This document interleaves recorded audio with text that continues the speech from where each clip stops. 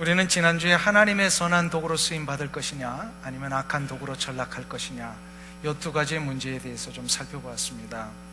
이 질문이 왜 중요하냐면, 선한 도구로 쓰임을 받는 자는 그 길을 끝까지 갈 때에 결국은 그 길은 생명의 길이 되지만, 자기도 모르는 사이에 악한 마귀의 괴계에 이용당하여서 악한 도구로 쓰임받다가 회개하지 않으면 그 사람의 길은 패망의 길, 멸망의 길을 가게 되는 것입니다.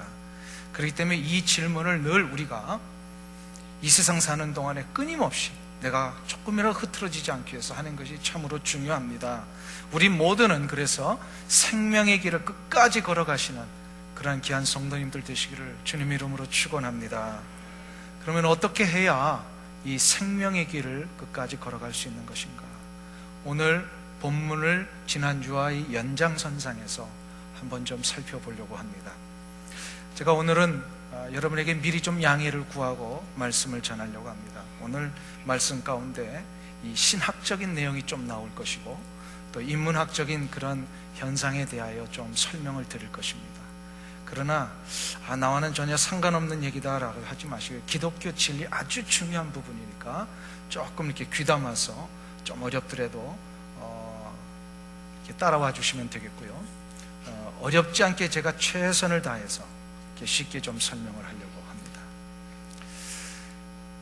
이 하나님의 거룩한 뜻 앞에 쓰임받느냐 못 쓰임받느냐의 문제를 알기 위해서는 우리가 이 시대의 흐름을 좀 알아야 합니다. 19세기 초엽에 인문학 분야에서 새롭게 대두된 이 운동이 하나 있습니다. 그걸 자유주의 운동이다라고 얘기를 합니다. 자유주의라고 하는 것은 그동안 인간의 삶에서 내려왔던 모든 전통과 법칙, 이걸 너무나도 당연하게 여겼던 것들을 이 자유주의 운동이 시작됨으로 인하여서 그 모든 전통과 방법을 다 거부해버리고 모든 판단과 결정의 주체는 인간 내 자신이다 라고 여기며 시작된 게 이 자유주의 운동입니다. 그러니까 그동안 아무런 생각 없이 다 이것이 옳다라고 여겨왔던 일들이지만, 내가 생각해보기에 이거는 아니다 라고 싶으면 이거는 이제 거부되는 거예요. 이게 자유주의 운동이에요. 그래서 인간의 모든 의견과 생각과 논리를 자유롭게 표출할 수 있다라고 해서 이 자유주의입니다. 이 자유주의 운동은 모든 19세기 이후에 모든 학문에 영향을 미쳤습니다. 정치, 경제, 사회, 문화. 근데 이것이 문제가 뭐냐면 신학에도 영향을 미쳤다라는 거예요. 그러면 우리가 어떤 신학의 문제가 일어났는지를 한번 살펴봐야 합니다. 원래 이 예수 그리스도의 십자가와 부활의 역사는 기독교 2000년의 이 신학적인 배경을 갖고 있습니다만, 우리가 특별히 추구하고 있는 이 개혁주의적인 개신교의 신앙은 구체적으로 그것이 된 것은 바로 16세기입니다. 마틴 루터의 종교개혁에 의하여서 그동안 1500년 동안 잘못되어 왔고 왜곡되어 왔던 모든 신학들을 다시 한번 회복시키는 것이 종교개혁이었습니다. 구원의 문제가 잘못 전파되어서 모두가 다 절망 가운데 있었을 때, 타락했을 때 이것을 회복시킨 것이 바로 종교개혁입니다. 그래서 종교개혁에 대해서는 여러분들이 많이 들어보셨을 것입니다. 이 종교개혁을 제일 먼저 일으킨 신학자가 마틴 루터인데, 마틴 루터는 종교개혁의 아주 중요한 한 가지 출발점으로 모든 것은 성경으로 돌아가야 된다, 솔라 스크립투라라고 하는 라틴어를 모토로 세우면서 모든 것이 다 성경에서 결정되어져야 되고 성경의 근거에서 판단되어야 된다. 이것이 아주 중요한 종교개혁의 이 모토였어요. 그래서 솔라 스크립투라, 성경으로만, 그리고 오직 은혜로만, 오직 믿음으로만. 많이 들어보셨죠? 이 세 가지의 모토가 마틴 루터에서 시작되어서 이것이 유럽 전역에 확장되고 많은 영향력을 미쳤어요. 그래서 그의 뒤를 이어서 이 기독교 신학의 아주 그 기초와 윤곽을 세운 신학자가 바로 존 칼빈입니다. 존 칼빈은 이 마틴 루터의 세 가지 모토에 두 가지를 더 붙였어요. 오직 그리스도만, 그리고 오직 하나님의 영광을 위하여. 그래서 이 다섯 가지가 종교개혁, 개혁주의의 아주 중요한 정신입니다. 다섯 가지 목표. 오늘 이 아침에 이걸 우리가 한번 암기해 보도록 하겠습니다. 한번 따라해서 오직 성경으로, 오직 믿음으로, 오직 은혜로만, 오직 그리스도만, 오직 하나님의 영광을 위하여. 요 5가지가 뭐라고요? 우리 기독교의 가장 중요한 신학의 기초예요. 이것을 더 정밀하게 이렇게 기록하고 만든 것이 존 칼빈의 기독교 강요라는 책이에요. 이 기독교 강요 책에서 많은 신학적인 중요한 사상을 얘기를 했는데, 제일로 중요한 사상을 우리가 선정한다면 칼빈의 하나님의 절대 주권 사상입니다. 한번 따라해 보실까요? 하나님의 절대 주권.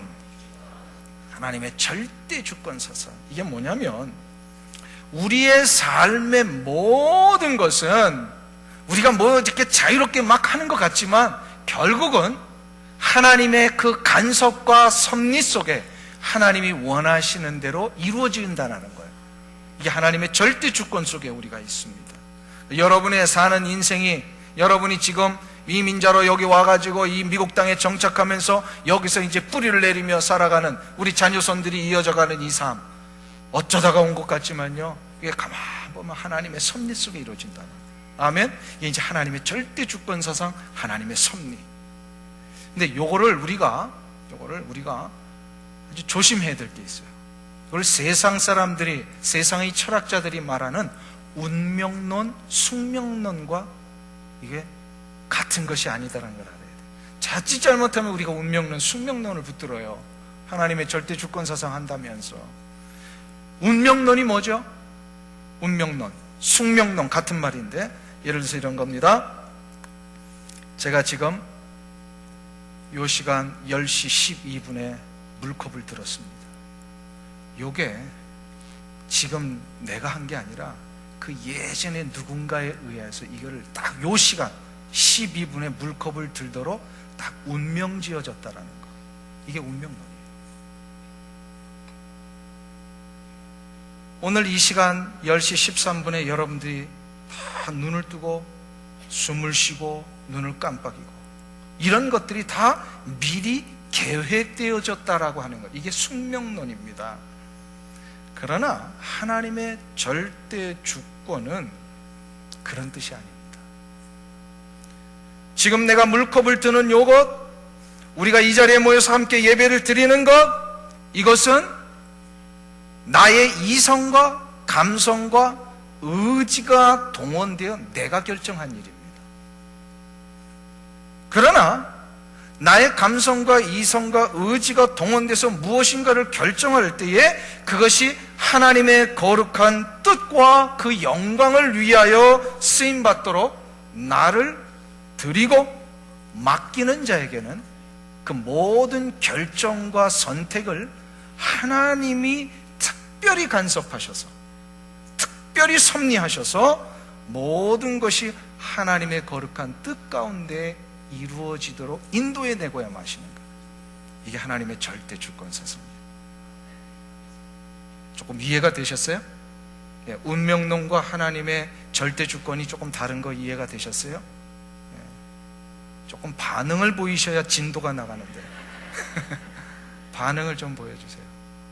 예, 왜냐하면 조금 어려운 얘기이기 때문에 제가 이거를 확인하고 자꾸 넘어가려고 합니다. 하나님의 절대 주권 사상이라고 하는 것은 나의 이성과 감성과 의지가 동원돼서 내가 결정하는 것이지만, 이 모든 것이 하나님의 거룩한 뜻을 위하여 나를 내어드리는 순간부터 어떻게 된다고요? 하나님이 특별히 섭리하셔서, 특별히 터치하셔서 그것이 하나님의 거룩한 선한 뜻이 되도록, 그러니까 쉽게 말하면 선한 도구로 쓰임받게 된다는 거예요. 아멘. 그러면 이것이 이해되셨는지 한번 확인하는 제가 질문을 드리겠습니다. 여러분은 우리 남편들에게 좀 질문을 해볼게요. 사랑하는 남편들이시여, 지금의 아내를 어쩌다 우연히 만나셨습니까? 아닙니까? 대답해 보세요. 대답을 잘해야 앞으로 노후가 편안하십니다. 여러분의 아내를 어쩌다 우연히 만나셨습니까? 아닙니까? 우연이에요, 아니에요? 아니죠? 그러면 두 번째 질문을 대답했어요. 지금 남편들께서 아내를 만난 것은 운명입니까? 아닙니까? 운명이에요? 아니에요? 우연도 아니고 운명도 아니고, 그럼 이거 뭐예요 지금? 어떻게 만난 거예요? 그게 이제 우리가 유일하게 찾을 수 있는 대답이 하나님의 절대 주권이라는 거예요. 이게 뭐가 다르냐면, 지금 내가 내 아내를 만난 것, 내 남편을 만난 것, 이것은 내가 나의 이성과 감성과 의지를 가지고 동원해서 내가 결정한 겁니다. 그렇죠? 근데 이때에 세상 사람들이 사용하는 이성과 감성과 의지와 우리 그리스도인들이 사용하는 이성과 감성과 의지는 다른 것입니다. 세상의 사람들은 나의 이성과 감성과 의지를 동원하면서 뭔가를 결정할 때에 나의 원하는 것을 합니다. 나의 욕심과 나의 이기심 속에서 그것이 나올 수밖에 없습니다. 그러나 우리 그리스도인들은 이 모든 것을 동원해서 결정하지만, 아까 무슨 전제가 있다고 그랬어요? 이 모든 결정이 하나님의 거룩한 뜻을 드러내고 하나님의 영광을 위하여 나를 먼저 드리는 이 헌신이 있기 때문에 하나님은 이 일에 특별히 섭리하신다 그랬잖아요. 특별히 섭리하시니까 우리 그리스도인들은 이성과 감성과 의지를 사용하지만 하나님이 터치하시는 거예요. 하나님이 역사하시는 거예요. 하나님의 특별한 섭리로 그 모든 선택들을 하나님의 거룩한 뜻 가운데 이루어지도록 인도해내고야 마신다는 거예요. 그러니까 우연은 없고요, 어쩌다 이루어진 일은 없고요, 그러면서도 이것이 운명적인 것이 아니라 뭐요? 하나님의 거룩한 섭리 속에서 이루어지는 거예요. 영국의 옥스퍼드 대학에는요, 무신론자들과 그리스도인들 학자들 간에 논쟁을 벌이는 유명한 소크라테스 포럼이라는 것이 있습니다. 이 소크라테스 포럼에 오랫동안 그리스도인의 입장에서 이것을 변호했던 대표적인 학자가 C.S. 루이스입니다. 1950년대, 60년대 이분이 한 10년 이상을 거기에 책임자로 있었어요. 그리고 이 반대편에서 무신론의 입장으로 기독교를 공격하고 신을 부인하는 일에 앞장섰던 유명한 철학자가 안토니 플루라고 하는 사람입니다. 이 안토니 플루에 대한 이야기를 제가 조금 오늘 하려고 해요. 이 안토니 플루는 원래 감리교 목사의 아들로 태어났습니다. 이분이 얼마나 똑똑했는지요, 이미 자기 이성과 지성을 다 동원해서 어린 시절부터 굉장히 그 사리 있게 분별 있게 판단을 하며 모든 것을 생각했던 사람인데, 결국은 15살 때 아무리 생각해봐도 하나님은 없는 것 같다, 이렇게 생각을 해버린 거예요. 그래서 그가 이미 15살 때 무신론자가 돼버립니다. 목사의 아들인데.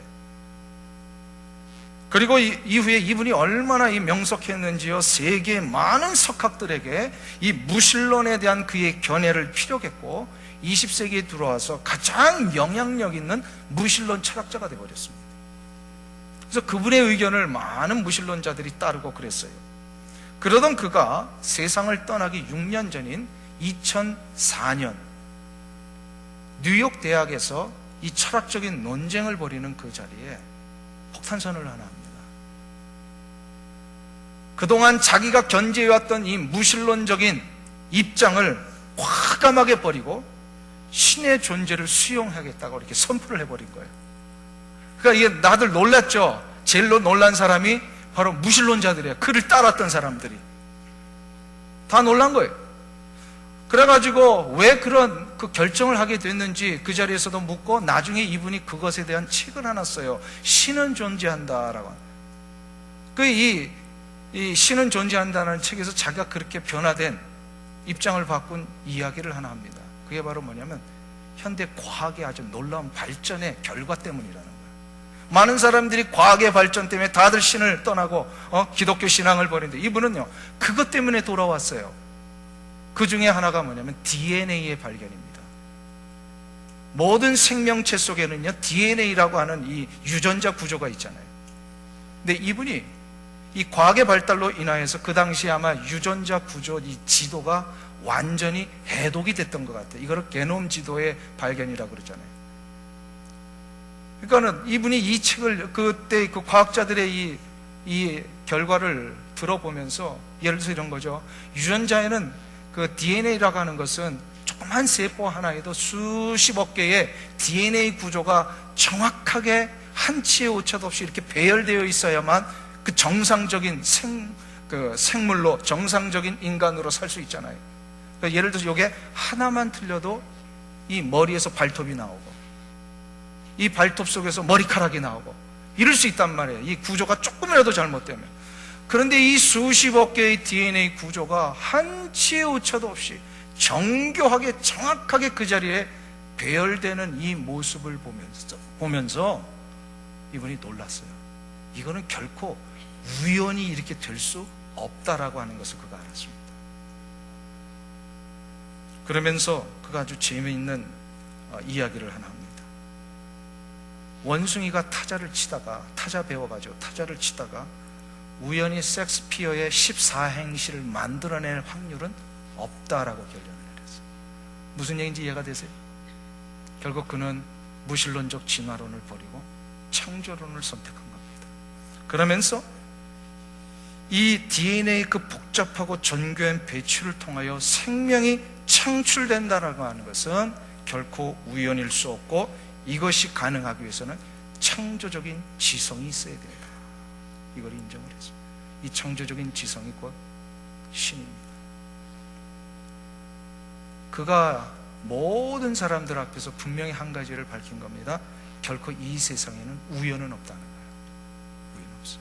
이 세상의 모든 것에는 특별히 창조적인 정신이 들어가서 그것을 간섭하고 그것이 원래의 모습대로 배열되게 의도적으로 만들어야만 이것이 된다라고 하는 거예요.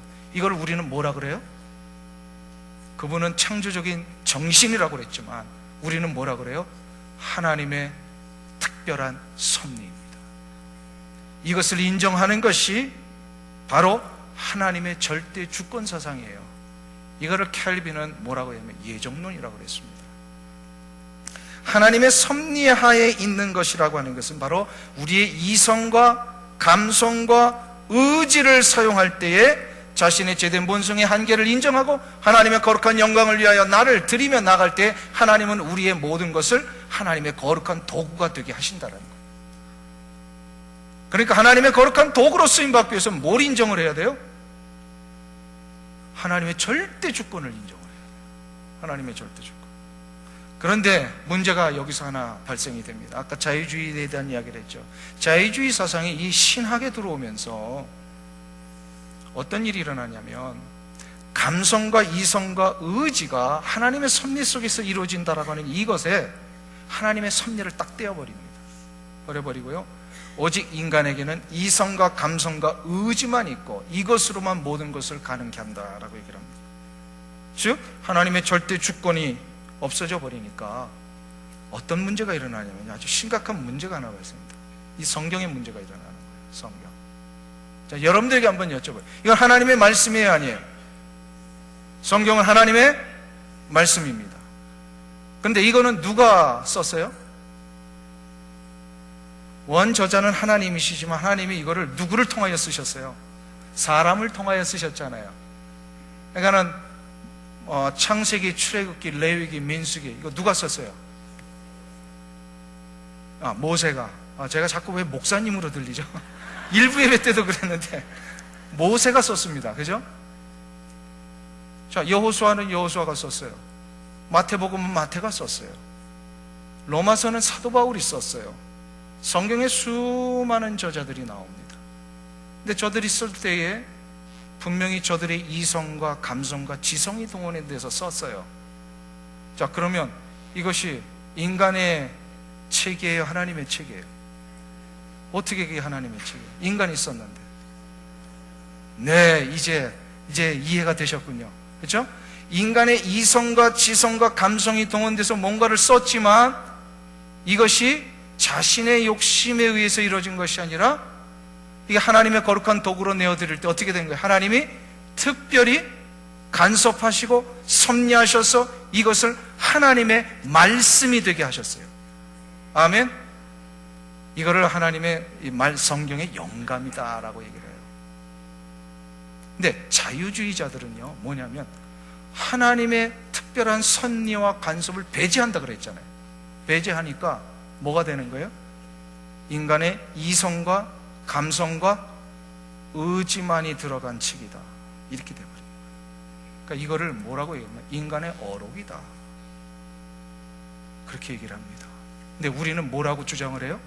하나님의 말씀이다. 차이가 나죠. 어떤 게 옳은 거예요?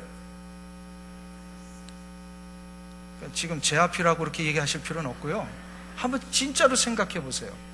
이게 인간의 어록이에요, 하나님의 말씀이에요? 어떻게 증명하시겠어요? 어떻게 증명하시겠어요? 이게 하나님의 진짜 말씀인지를. 이게 자유주의자들의 도전입니다. 그건 증명될 수 있는 것이 아니다라고 한다는 거예요. 봤냐 이거예요. 어떻게 아냐 이 말이에요. 그런데 이것 때문에 수많은 신학자들이 그 천재적인 머리를 가지고 이것을 증명하기 위하여 애를 쓰고 노력을 했습니다. 그래서 그리스도인들의 논쟁이 나오는 것이고 변증이 나오는 것이고, 또 무신론자는 이것을 반박하기 위해서 계속해서 싸움이 일어났습니다. 자, 그런데 저는 오늘 이 아침에 그런 머리가 좋지 않아도, 천재적인 석학의 기질이 없어도요, 분명히 알 수 있는 한 가지 증거가 있음을 여러분에게 소개해드리고 싶어요. 그게 바로 뭐냐면, 성경을 오직 인간의 이성과 감성과 의지의 결정체로만 여겨서 이것을 그냥 인간의 어록이라고 여기는 자들이 그렇게 성경을 읽고 사는 삶의 결과와, 이것을 인간의 이성과 지성과 감성이 결부되었지만 하나님의 전적인 간섭과 섭리 속에서 이것이 하나님의 말씀이 되게 하셨다라고 하는 것을 인정하고 이 말씀을 읽고 사는 자의 삶의 결과를 비교해 보면 알아요. 삶의 결과를 비교해 보면 알아요. 첫 번째로 인간의 오력으로 여기며 사는 자들의 삶을 한번 보겠습니다. 제가 동부에 살 때에 남편이 교회에 나오지를 않는 그런 한 여자 집사님이 아주 열심으로 주를 섬기고 교회를 헌신하고, 그리고 말씀에 갈급함이 있어서 제자 훈련 받으면서 이 모든 것들을 준비해 나가는 그런 아주 신실한 그 집사님이 계셨어요. 그런데 그 남편은 철저한 무신론자입니다. 그런데 이 여자 집사님이 참 이상하게 생각하는 게 하나 있는데, 그 남편이 날마다 밤에 아이들 방에 들어가서 특별히 그 아들이 잠을 잘 때에 하루에 한 장씩 성경의 잠언을 읽어주고 있는 거예요. 무신론자인데. 그래서 부인이 그 이유를 물어봤습니다. 다른 성경, 왜 하나님을 부인하면서 이런 성경을 읽어주고 있느냐고. 그랬더니 그 남편의 대답이, 다른 성경은 다 내가 받아들이기 어려운데 잠언에는 좋은 말씀이 있더라. 그래서 그 좋은 말씀을 아이들에게 읽어주면 좋을 것 같아서 읽어주고 있노라고 이렇게 대답을 했습니다. 이분에게는 무슨 생각이 있는 거예요? 성경은 좋은 도덕적인 교과서라는 생각이 있는 거예요. 마치 그것은 매일 밤마다 톨스토이의 행복론 읽는 거하고 다르지 않습니다. 즉 인간의 어록으로 생각한다는 거예요. 근데 그것이 그분만의 문제가 아니라 현대인들에게 많은 사람들이 그렇게 합니다. 왜요? 여기 보니까 현대인들이 추구하고자 하는 모든 도덕과 윤리적인 기준이 성경에 다 있거든요. 그러니까 그것만을 생각을 하는 거예요. 그런데 그것만을 좋아하는 사람들은, 그래서 이 도덕적인 기준만을 위하여서 성경을 읽는 자에게는 아주 치명적인 한 가지 부족이 있습니다. 그게 바로 생명의 능력을 얻지 못한다는 거예요. 생명의 능력을 얻지 못해요. 그러면 이와는 반대로 성경을 하나님의 말씀으로 여기는 자들은 어떻게 됩니까? 그 삶의 결과는 대부분 하나님의 말씀으로 성경을 대하는 자들은 그 말씀을 통하여서 좋은 도덕적인 교훈이나 가르침만을 얻는 것이 아니라 그것으로 끝나지 않고요, 그 말씀을 받아들일 때에 그의 영혼과 육체의 삶에 생명의 능력이 시작되더라는 거예요. 절망했던 자가 말씀 가운데 주님을 만나는 순간부터 새로운 인생의 길이 시작이 되고요, 전혀 상황이 바뀌지 않았는데도 예수 믿기 전에는 그런 문제 앞에 통곡하며 절망하던 그 사람이 똑같은 그 문제이지만 예수를 믿고 나서 말씀 가운데 하나님의 그 놀라운 생명의 능력을 공급받고 나니까 경제적으로 어려워져도, 가정의 환경이 여전히 바뀌지 않아도 생명의 주인 되신 예수 그리스도께서 그에게 부어주시는 놀라운 부요함을 얻게 되고 이유를 알 수 없는 평강과 기쁨을 누리게 되더라는 거예요. 전에는 그거 없으면요 죽고 못 사는 그런 분들이 있잖아요. 이거 없으면 나는 끝이다, 이거 무너지면 나는 자존심 다 무너진다 라고 했던 그런 모든 부분들, 근데 예수 믿고 나니까 그런 것들이요 이제는 미련이 없고요, 오직 내 인생의 미련은 온전케 하시는 생명의 주 예수 그리스도를 내가 어떻게 붙들 것이냐, 예수 그리스도를 붙들지 못할 때 일어나는 이 안타까움들, 여기에 대한 미련만 있지, 그 옛날 그렇게 미련을 가지고 붙들려고 했던 그런 물질의 문제, 명예의 문제, 권세, 전혀 이렇게 관심이 없어지는 거예요. 임종 예배 때마다 죽음의 목전에 계시는 분들을 향하여서 저는 시편의 23편 1절에서 6절을 대부분 읽어드립니다. 근데 그 짧은 성경 말씀이지만요 정말로 평소에 하나님의 그 간섭과 섭리를 인정하고 성경을 하나님의 말씀으로 여기며 붙들며 살았던 분들은 그 말씀을 읽는 순간에 어떤 일이 나냐면요 형용할 수 없는 편안함을 느끼시는 거예요. 천국의 확실한 소망을 다시 한번 거기서 컨펌 하시는 거예요. 왜 그런지 아세요? 말씀은 그냥 어록이 아니라 그에게 생명이 되기 때문에. 전에 같으면 몸이 좀 불편해지고 자기가 원하는 것이 제대로 안 되면요 낙심이 되고 실망이 되고 축조해졌는데, 말씀을 생명의 능력으로 받으면서 예수 그리스도께서 자기에게 주시는 이 놀라운 은혜의 역사를 경험하고 나니까 어느 순간부터 두려움이 물러가고 초조함이 물러가고, 그래서 제일로 달라지는 게 운전이 달라지더라고요. 운전.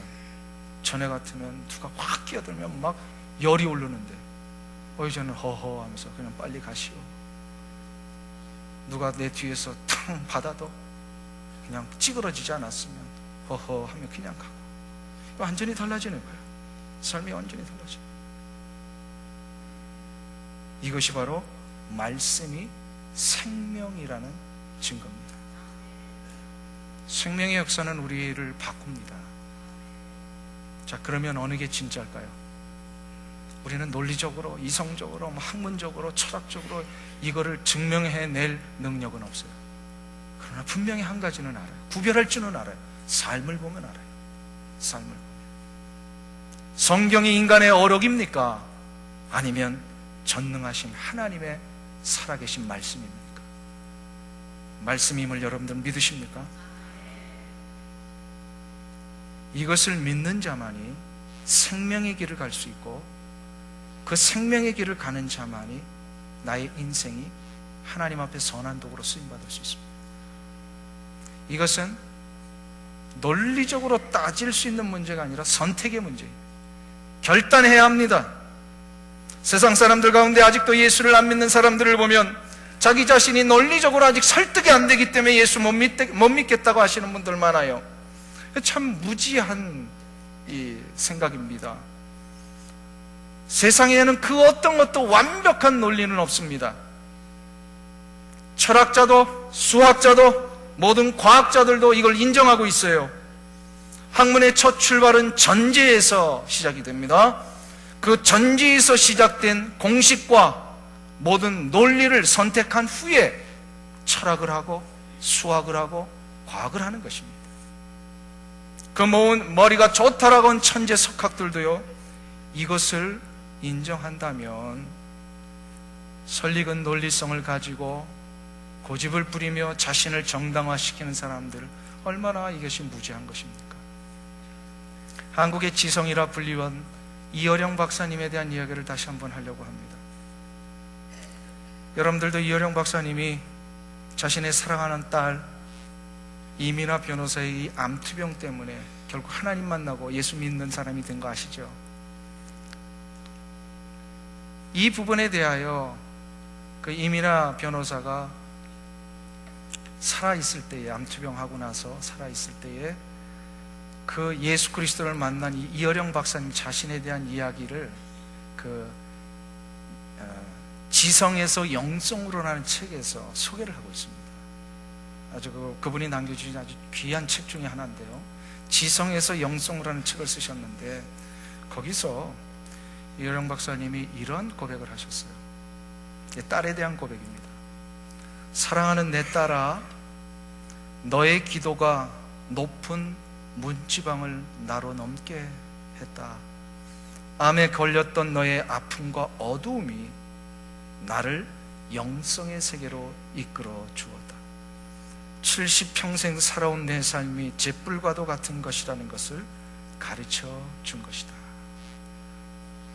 가장 냉철하고 가장 논리적이고 그 어떤 것도 자신의 이성적인 논리에 맞지 아니하면 받아들이지 않았던 이어령 박사님이 그 모든 논리를 다 이제 내려놓고 하나님 앞에 나아갈 수 있었던 것은요, 바로 딸의 아픔 때문이었답니다.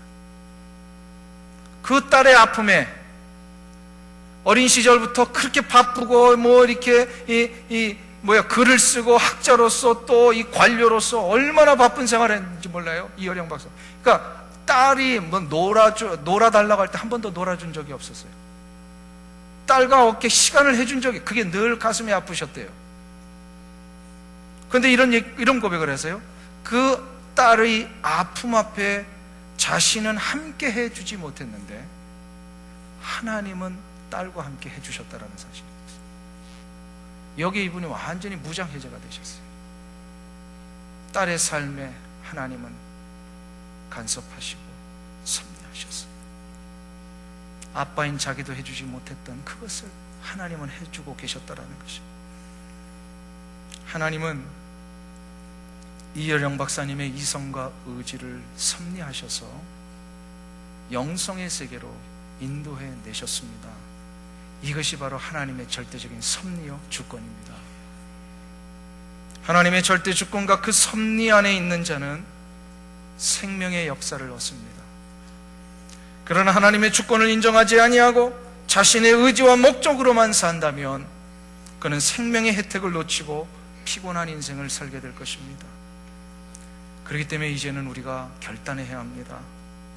생명의 능력을 공급받고 살기 위해서는 날마다 하나님의 인도하심이 필요합니다. 내가 이 상황에서 내가 결정하고 무엇인가 선택하며 나갈 때 하나님, 나를 하나님의 거룩한 선한 도구가 될 수 있도록 나를 인도해 주시옵소서. 그 하나님의 강력한 인도하심을 구하며 성령님의 나를 깨닫게 해주시는 역사를 구하며 나갈 때에 하나님은 나의 삶에 간섭하십니다. 나의 삶에 함께 하십니다. 그리고 나의 모든 삶이 하나님의 거룩한 뜻을 위하여 쓰임받을 수 있는 거룩한 도구, 선한 도구가 될 수 있도록 인도해 주실 것입니다. 사랑하는 성도님 여러분, 하나님의 절대적인 주권을 인정하십시오. 그리고 그 주권과 섭리를 붙들며 나가십시오. 이것이 바로 우리가 이기는 길이고 승리하는 길입니다. 이 은혜가 여러분들 가운데 일어나시기를 축원합니다. 기쁨으로 찬양 168장 우리 함께 부르시면서 하나님 앞에 기도하는 시간을 갖도록 하겠습니다. 기쁨으로 찬양 168장 능력의 이름 예수 우리 함께 부르겠습니다.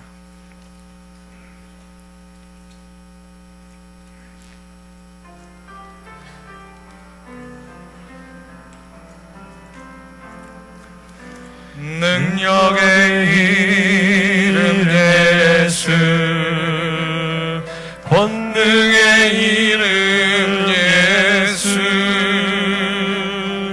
모든 강력을 파하는 예수, 생명 되신 예수,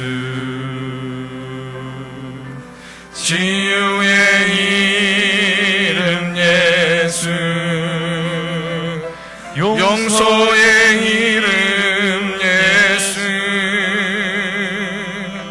자유 주시는 그 이름 예수, 생명 되신 예수, 거룩한 이름 예수, 거룩한 이름 예수,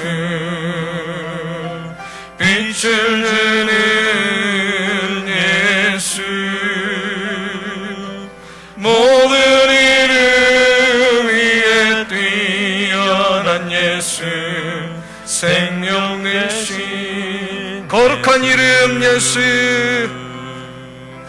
거룩한 이름 예수,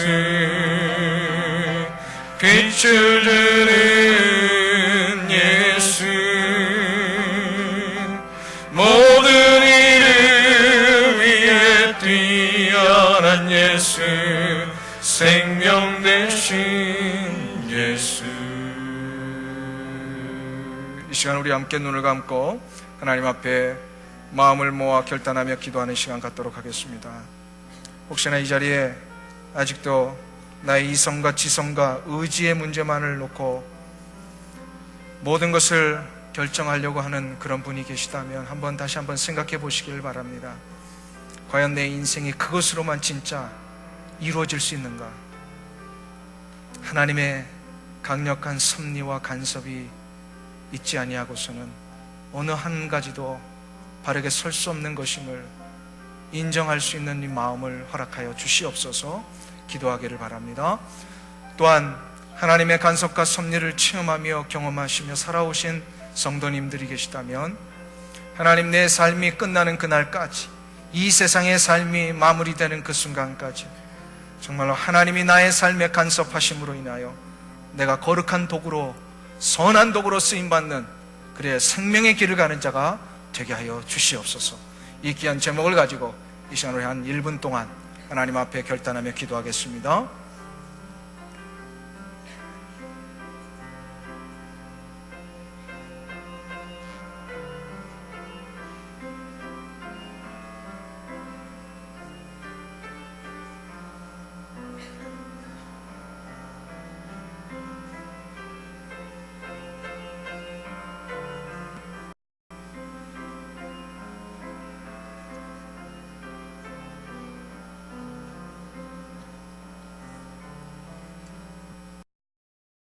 하나님, 나의 생각과 나의 논리로 선 줄 알았는데 뒤돌아보니 이 모든 것은 하나님의 섭리와 간섭이 있으셨기 때문임을 이제야 알았습니다.